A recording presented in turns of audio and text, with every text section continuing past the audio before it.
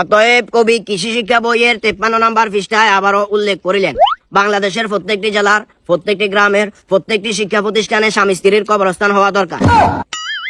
কি আরে শিক্ষা প্রতিষ্ঠান কি কবির বাপের না মানুষের বাপের? স্বামী স্ত্রীর কবরস্থান কিনলে হইব, বালা করে হয়েছে। বাংলাদেশের প্রত্যেকটি জেলার প্রত্যেকটি শিক্ষা প্রতিষ্ঠানে সাংস্কৃতিক অনুষ্ঠান হওয়া দরকার।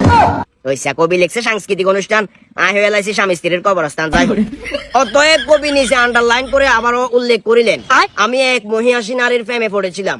প্রেমে পড়ার পর আমি তাকে ছন্দে ছন্দে তার রূপ সম্পর্কে কিছুটা ধারণা দিয়েছি।